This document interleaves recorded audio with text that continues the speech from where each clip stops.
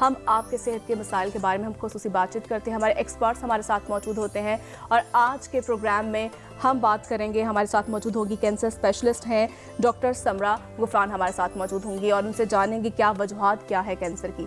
अस्सलाम वालेकुम, कैसी हैं समरा? वालेकुम सलाम, मैं ठीक हूँ अल्हम्दुलिल्लाह। रमज़ान कैसा जा रहा है? अल्हम्दुलिल्लाह बहुत अच्छा जा रहा है। समरा, जिस तरह से ख़वातीन में हम देख रहे हैं कि ब्रेस्ट कैंसर की जो शरह है वो बहुत बढ़ती जा रही है, इसकी क्या वजूहात क्या है इसकी? देखिए, ब्रेस्ट कैंसर की शरह बढ़ने की वजूहात में सबसे इम्पॉर्टेंट वजह तो ये है कि there is lack of awareness. लोगों को आगाही नहीं है कि वो किस चीज़ से बीमार हो रहे हैं या क्या चीज़ है जो उनको डॉक्टर के पास जाना चाहिए, किन सिम्टम्स के बाद जाना चाहिए। दूसरी चीज़ है कि लैक ऑफ फैसिलिटीज़, ठीक है, इनके तशख़ीस की फैसिलिटीज़ हमारे पास बहुत कम है, रूरल एरियाज़ में नहीं है। और उसके अलावा पावर्टी, लोगों के पास पैसे नहीं हैं इलाज के लिए, तो वो इग्नोरेंस में चले जाते हैं। बिल्कुल, ठीक है। तो ये तीन बहुत इंपॉर्टेंट वजूहात हैं कैंसर की शरह बढ़ने की: ignorance, poverty and negligence. Okay, तो हमें क्या करना चाहिए ख़वातीन को, ख़ास तौर पर किस तरह से इससे बचाव मुमकिन है? सबसे पहले तो हमें ये देखना चाहिए कि कौन से एज ग्रुप की हम बात कर रहे हैं, ठीक है। कैंसर की जो शरह है वो ज़्यादातर 40 इयर्स से आगे की जो ख़वातीन हैं जो 40 क्रॉस कर जाती हैं उनमें ज़्यादा हैं। तो हमने रिस्क फैक्टर्स देखने कि क्या क्या रिस्क फैक्टर्स हैं जिनको हम पहले से देखें ताकि हम अर्ली डिटेक्शन ही के जल्द तशख़ीस की तरफ जा सकें। तो उसमें सबसे पहले आ जाता है कि देखा जाए कि बच्ची को माहवारी कब स्टार्ट हुई। अच्छा, ये भी डिपेंड करता है? बहुत ज़्यादा इससे फ़र्क पड़ता है, ठीक है। अगर जल्दी एज में माहवारी शुरू हुई है और एक औरत को बहुत लेट माहवारी ख़त्म हो रही है तो देखिए हार्मोन्स से ब्रेस्ट एक्सपोज हो रहा है। दो हार्मोन्स हैं जो ब्रेस्ट पे इफेक्ट करते हैं, ईस्ट्रोजन एंड प्रोजेस्टेरोन। वो दोनों, उन दोनों का जितना ज़्यादा एक्सपोजर होगा उतना रिस्क ऑफ चांसेस बढ़ेंगे, आपके रिस्क ऑफ कैंसर बढ़ेगा, ठीक है, वो हो जाता है। दूसरा कि किस एज में फुल टर्म प्रेगनेंसी हुई है खातून की। प्रेगनेंसी भी बहुत ये डिपेंड जी, ये डिपेंड करता है क्योंकि प्रेगनेंसी भी एक हार्मोनल चेंजेस लाती है बॉडी के अंदर बहुत ज़्यादा। कोई भी ऐसी स्टेट जो ईस्ट्रोजन प्रोजेस्टेरोन का इम्बैलेंस करेगी, ऊपर नीचे करेगी या बॉडी के हार्मोन्स को छेड़ेगी तो उससे रिस्क फैक्टर्स बढ़ते हैं। तो जो कट ऑफ रखी हुई है एक हमारी स्टडीज़ ने एज, दैट इज़ 30। अगर 30 इयर्स के बाद कोई फीमेल फुल टर्म प्रेग्नेंट होती है तो उसके risk of getting breast cancer थोड़ा सा बढ़ जाता है, ठीक है। क्या इसकी क्या वजह होती है? यही जो मैंने आपको बताया, हार्मोन इम्बैलेंस। ओके, ठीक है, प्रेगनेंसी में हार्मोन्स एक हद तक जाते हैं। जी जी जी, बिल्कुल। और ये हार्मोन्स इम्बैलेंस जो है, ये जो यंग बच्चियां हैं लाइक 15 to 20 इयर्स में है, क्या उनमें भी ये पाई जाती है ये चीज़? उनमें सिर्फ तब होगी जब उनकी पॉलीसिस्टिक ओवरीज होंगी, ठीक है। आजकल आपको पता है जो कि यंग बच्चियां जो हैं 12 to 13 इयर्स में जो है पीरियड्स हो जाते हैं normally. That is because of the diet. ये डाइट की रीज़न है? जी, ये जो हम चिकन लेते हैं, चिकन की वजह जी, प्रोसेस्ड फूड लेते हैं, okay, junk food, yes, all processed food, ये सारी इन चीज़ों को इसकी तरफ आती है, ठीक है। अब उसके बाद दूसरा हमारे पास आ जाता है कि कुछ जेनेटिक प्रीडिस्पोजिशंस होती हैं, यानी कि ये जो जीन्स है कुछ लोगों में हेरिडिटरी भी होता है ब्रेस्ट कैंसर, वो आपकी मैटरनल जीन्स से आ रहा होता है, यानी कि नानी, वालदा, खाला, बहन, इस तरह फर्स्ट डिग्री रिलेटिव्स उनमें आ रहा होता है। सो वो जीन डिटेक्शन होती है, BRCA1 जीन, BRCA2 जीन, उसके अलावा कुछ और जीन्स होती हैं। सो बेसिकली ये सारी जीन्स वो हैं जो आपके DNA को रिपेयर करती हैं, जिससे हम बने हुए, जिससे हमारे सेल्स बने हुए, दैट इज़ DNA।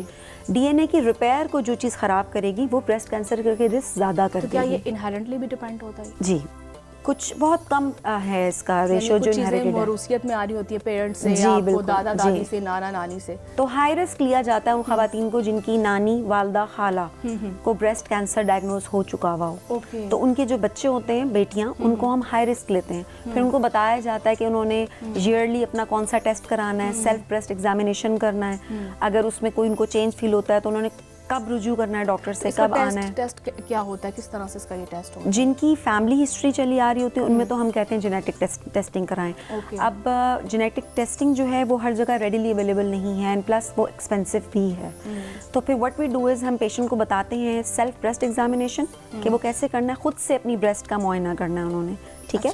ताकि उनको से कैसे मुआयना करना? जी, वो आपने बेसिकली बैठ कर और लेट कर खातून ने अपना खुद ब्रेस्ट का मुआयना करना है हाथों के साथ। उन्होंने देखना है, उनको बेसिकली हमें ये पता होना चाहिए हमारा नॉर्मल ब्रेस्ट टेक्सचर फील करने में कैसा है। जब हमें नॉर्मल पता होगा तो हम डेफिनेटली ये बता सकेंगे कि अब एबनॉर्मल क्या है, ठीक है ना। तो आपने फिंगर्स के साथ आपने सर्कल बनाना होता है बेसिकली ब्रेस्ट के ऑल अराउंड, तो वो देखना है, आपको पता चल जाएगा आपके दोनों ब्रेस्ट का टेक्सचर एक जैसा है। फिर आप हर महीने वो करें।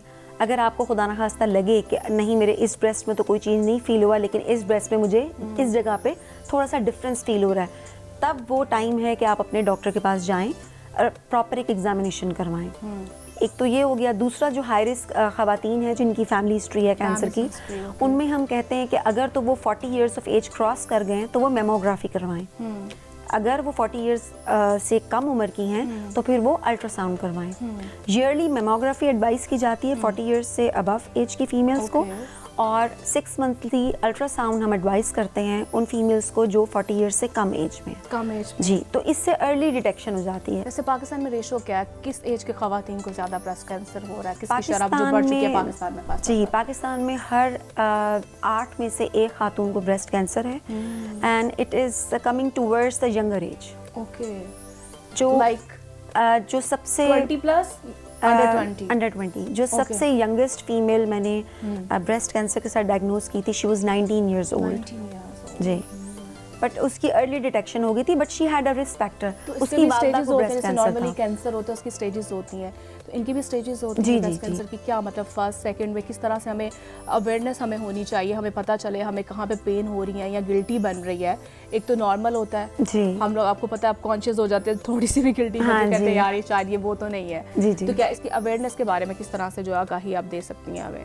देखिए, उसमें ये है कि एक तो जब आप सेल्फ ब्रेस्ट एग्जामिनेशन करेंगे तो उसमें आपको पता चल जाएगा कि देयर इज समथिंग रॉन्ग, कुछ गड़बड़ है ब्रेस्ट में, ठीक है। तो आप अपने डॉक्टर के पास जाएंगे। पेन भी होती है तो वो आप देखें ना, वो मैं कह रही हूँ अलामात हैं। नहीं पहनना चाहिए, आप समझ रही हैं बात को? नहीं, आपने ब्रेस्ट को सपोर्टेड रखना है, तो वो पहनना है, आपने ब्रा पहननी है। ये एक मिथ है, ये एक मिथ है। आप लेकिन नॉर्मली यही कहते हैं कि आप नहीं पहननी चाहिए। नहीं पहननी चाहिए, ठीक है। हाँ जी, प्रॉपर वेल फिटेड सपोर्टेड पहननी चाहिए, ठीक है। और हर खातून को जो ग्रोइंग एज की बच्चियां हैं उनको भी पहननी चाहिए।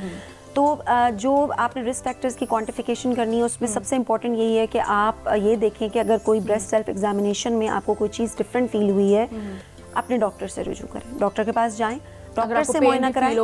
बिल्कुल जी, बिल्कुल टाइटनेस फील हो रही है, बिल्कुल जरूर जाना चाहिए। कुछ चीज़ें होती हैं वो माहवारी से रिलेटेड होती हैं, ब्रेस्ट चेंजेस, और कुछ चीज़ें होती हैं जो माहवारी से रिलेटेड नहीं होती। ये बेहतर आपको आपका डॉक्टर बता सकता है। पेशेंट यानी कि जो खवातीन है वो खुद से नहीं इस चीज़ को डील कर सकती, they have to go to a doctor. Okay, फिर उसके बाद डॉक्टर से मुआयना करवाएं। फिर हम देखेंगे हमने अल्ट्रासाउंड करवाना है कि मेमोग्राफी करवानी है, बायोप्सी लेनी है या नहीं लेनी, उसके अकॉर्डिंगली फिर आगे चलता है। सो इम्पॉर्टेंट ये है कि सेल्फ ब्रेस्ट एग्जामिनेशन आनी चाहिए और screening mammography and screening ultrasound करवाना चाहिए।